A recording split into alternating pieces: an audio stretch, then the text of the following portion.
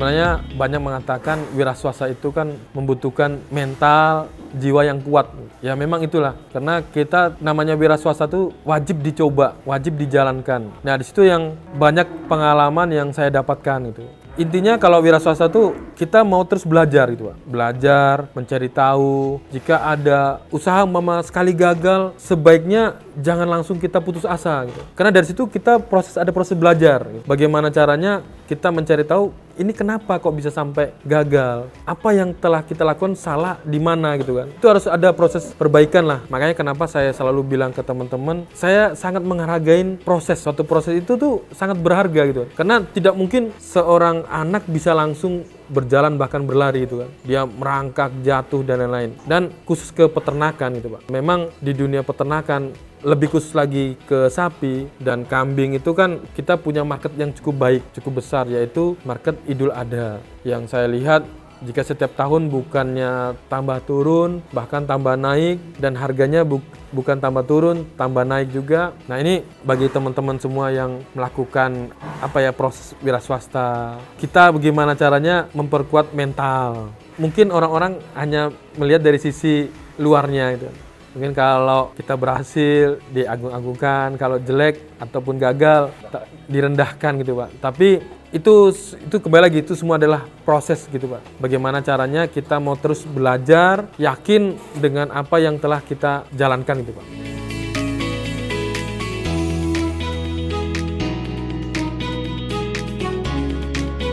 Baik, Assalamualaikum warahmatullahi wabarakatuh.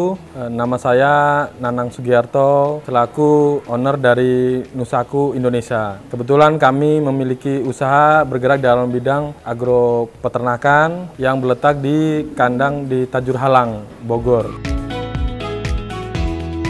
Selama saya beberapa kali membuka usaha, memang saya merasakan saya cukup serak di peternakan ini. Sebenarnya pertama bukan terkait masalah bidang bisnisnya ya atau bidang usahanya, tapi lebih ke teamwork gitu kan. Karena dulu saya beberapa kali membuat usaha itu saya sendirian.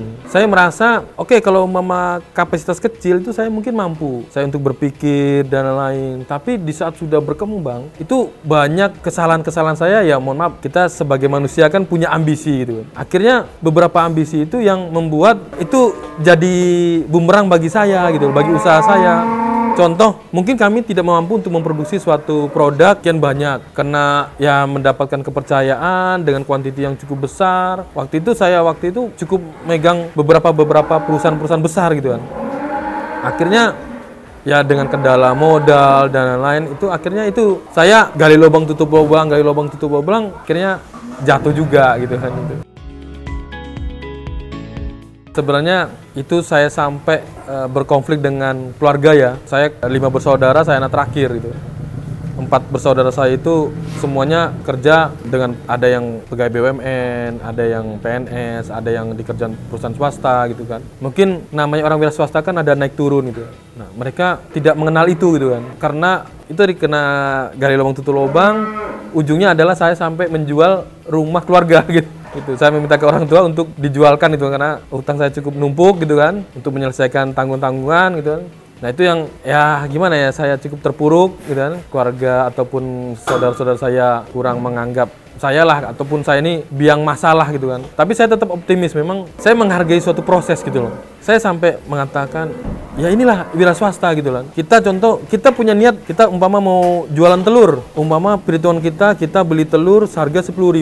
Kita akan menjual di 12.000, berarti ada margin 2.000. Kita mau pengen menjual 10 kilo dengan asumsi kita ada margin di angka 20.000. Tapi di perjalanan telur ini jatuh, pecah. Apakah itu keinginan kita? Kan tidak gitu kan.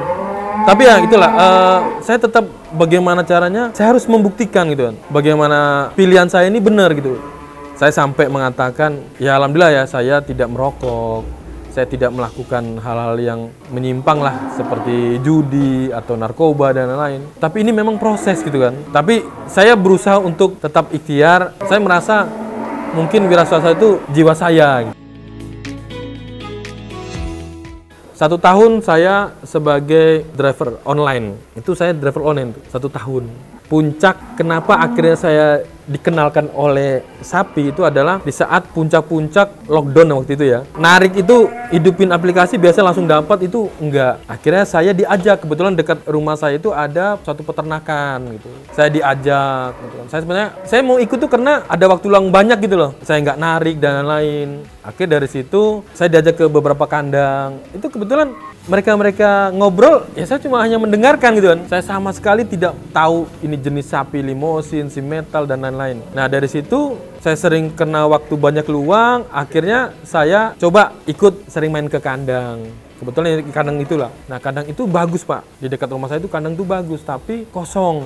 Dia penuhnya pas Idul Adha. Saya bilang, ini kenapa kok tidak dimanfaatkan setiap harinya lah bahasa gitu. Ya mereka menceritakan terkait masalah kendala operasional, biaya-biaya dan lain-lain. Akhirnya saya coba membangun konsep ya itulah sebenarnya titip ternak lah. Jadi kita masyarakat, karena saya waktu itu berpikiran Jakarta ini banyak orang perantauan. Dan mereka asalnya dari daerah yang dimana dulu masa kecilnya itu punya sapi gitu. Dan itu bener Pak, banyak mitra, waktu itu mitra sayong di situ, itu rata-rata ya petinggi-petinggi yang pas ada sapi mengatakan, dulu saya waktu kecil saya punya sapi, orang tua saya punya sapi, saya bisa disekolahkan seperti ini dari sapi. Nah, dari situ saya coba mengembangkan sistem ini gitu kan. Sedikit saya ada kendala karena ketidakcocokan, kembali lagi ya amanah gitu ya Pak ya. Kira saya coba sebenarnya saya sempat putus asa, saya mengatakan udah saya mundur, saya ingin mencari usaha lainnya.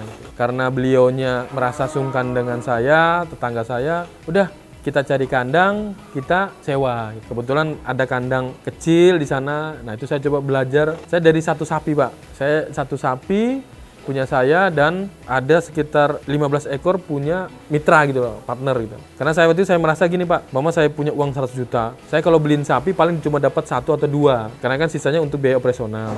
Gimana kalau kita kolaborasi? Mama bapak punya dana, bapak sapinya, saya operasionalnya. Saya biaya pakan gitu. Nah, seperti itu yang terus saya berkembangkan gitu Pak.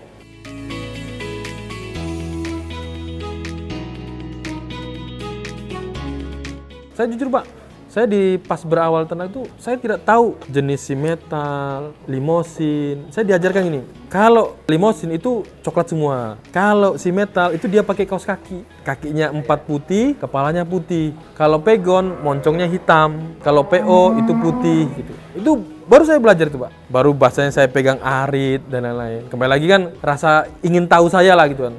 Nah di situ setelah tahun pertama, sebenarnya tahun pertama kan nggak waktu panjang tuh Pak. Saya pas menjual hewan kurban itu, uang dulu aja saya waktu itu HP saya jatuh nih Pak. Jatuh, saya tidak bisa komunikasi nih. Kata orang-orang, saya diolok-olok lah gini. Kamu mau jual sapi bagaimana? HP aja kamu nggak punya gitu. Saya karena berpikir gini Pak, saya mau beli HP apa mau beli konsentrat? Beli pakan si sapi nih kan. Itu akhirnya saya biarin aja Pak. Saya rasa ingin tahu pas ada kunjungan dari dinas peternakan. Itu saya kan kebetulan istri saya bidan Pak. Istri saya bidan, dia punya timbangan bayi. Saya mau menghitung HPP, berapa sih biaya pakan sapi, itu saya menimbang pakai timbangan bayi. Saya diketawain, ngapain sih kamu begini gitu kan. Ya nggak apa-apa, saya pengen tahu aja gitu. Karena kan kita harus tahu cost-nya berapa, margin dia berapa gitu.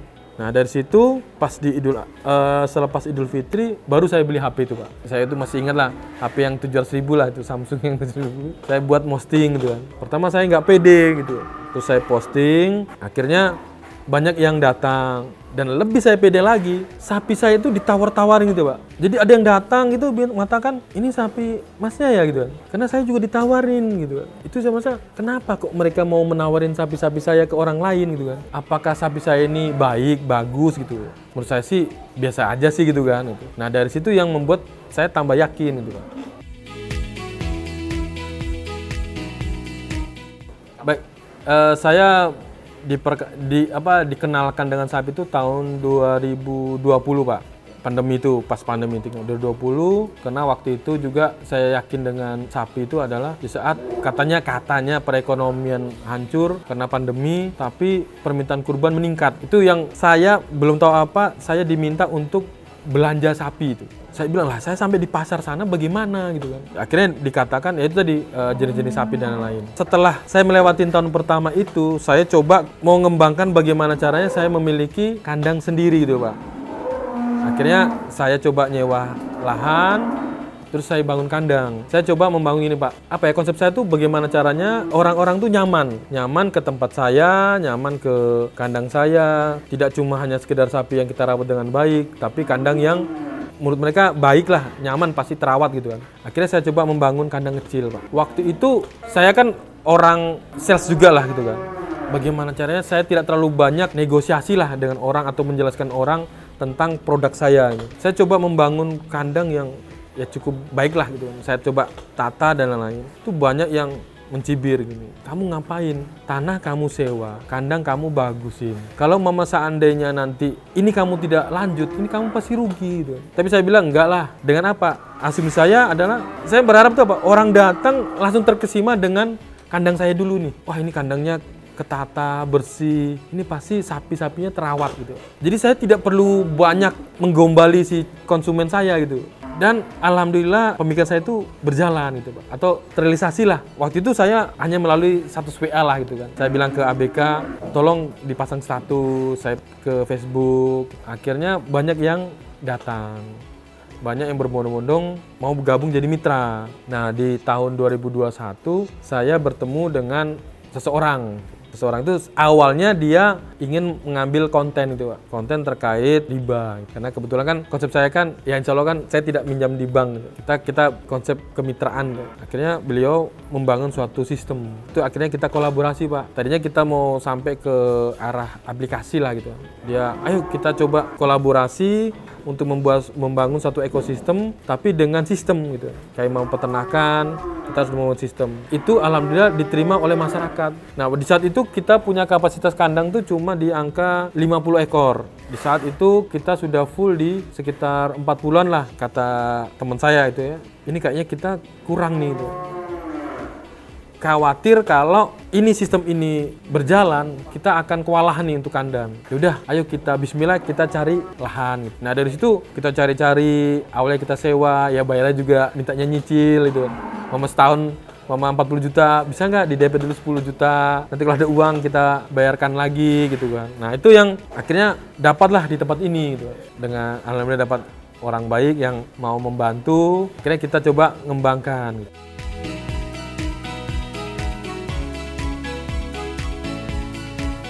Nusa Kunu dulu bukan diisi oleh orang-orang hebat sebenarnya, tapi karena rasa ingin lebih baik, lebih maju, akhirnya kita terus belajar, kita terus berusaha. Dulu saya sama sekali gaptek Pak. Saya tidak, mungkin HP itu saya hanya gunakan untuk telepon, WA, video dan lain-lain. Tidak pernah saya gunakan untuk kayak ya sampai ke game saja saya nggak bisa gitu. Nah kebetulan saya bertemu dengan seseorang karena menjadi sahabat dan kita kembangkan bersama-sama. Beliau di bidang digitalisasi gitu. Dia mengatakan sekarang ini perkembangan digitalisasi akan berkembang gitu. Jika kita tidak mengikuti perkembangan zaman yaitu digitalisasi, kita akan kalah gitu. Awalnya saya ya udahlah, beliau udah nggak usah bayar lah, kita buat sendiri gitu Pak. Akhirnya kita coba meng-hire satu orang. Itu yang kebetulan Mas Reza ini lulusan SMK, beliau ini waktu itu kesini jadi driver online, bisa nggak gitu. Itu yang gimana ya masalah. Jadi rasa ingin tahu, rasa belajar dan lain-lain, membuat ini, membuat itu gitu. Akhirnya kami yang mana yang masih kurang kita perbaikin gitu kan. Kita coba menanyakan ke pihak ketiga, kok mahal gitu. Jadi segini Pak, sistem kami itu kami buat seperti rumah nih Pak. Rumah kita bangun mungkin baru pondasinya dulu, terus kita lihat kira-kira kendalanya di mana, baru kita pelan-pelan itu kita bangun. Jadi kita semua ini tidak ada sistem yang dibangun oleh orang profesional saat ini yang ada di Nusa gitu. Sebenarnya gini, kalau saya mengatakan ke mitra gitu kan, sebenarnya kalau menurut saya secara langsung tuh mitra kami bukan menginvestasikan uang, tapi sebenarnya mereka menginvestasikan sapi. Karena dana dari mitra kita itu langsung kita wujudkan dalam bentuk sapi. Jadi bagaimana caranya sistem itu untuk mengingatkan mereka terkait masalah perkembangan si sapi Pak. Jadi di dalam website itu atau sistem itu, pertama kita munculkan sapinya, kode sapinya. Di situ akan ada perkembangan sapi. Kita ada grafik terkait masalah pertumbuhan sapi setiap bulan. Karena kita setiap bulan kita timbang Pak. Nah itu yang nanti kita report. Dulu kami report melalui pakai PDF gitu. Cuma wah ini ini kadang-kadang lupa, kadang-kadang ini. Gimana caranya buat sistem yang sekali klik ya bisa nge-save ke kita, bisa nge-save ke mitra gitu kan. Nah, di situ yang mitra akhirnya mendapatkan benefit mereka jika itu mereka bisa memantau kapan saja dan di mana saja perkembangan si sapinya mereka itu, Pak. Alhamdulillah berawal saya masih ingat tuh itu dia saya punya sekitar 20-an ekor. Tahun kedua itu bisa terjual 250 ekor. Tahun ketiga itu 400, sekitar 500. Tahun kemarin itu alhamdulillah 1000 ekor sapi. Tahun ini kita menantikan di atas 1000 ekor dan populasi kita memiliki 4 kandang di Jabodetabek, 1 kandang kemitraan di Jember dan 1 kandang kemitraan di Bali.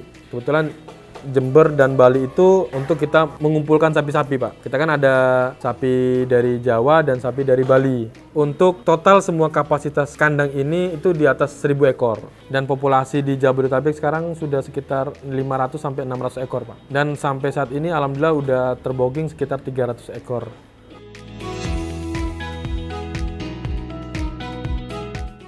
Alhamdulillah saat ini hampir semua jenis sapi ada, Pak. Kami memiliki kalau yang di deretan sapi jumbo ini dari sapi limosin, terus si metal, ada brangus, ada PO, ada sapi ya ada jenis baru lah namanya Karolis itu, terus ada Belgian Blue gitu kan. Terus untuk sapi lokalnya kita punya sapi Bali dan sapi Madura.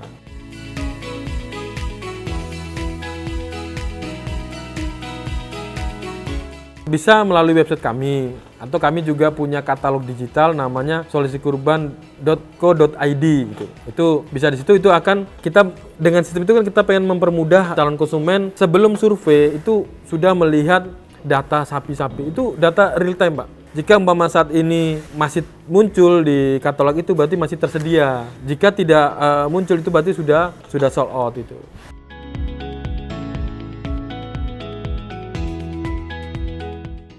Baik, jangan lupa subscribe channel Halo Bos.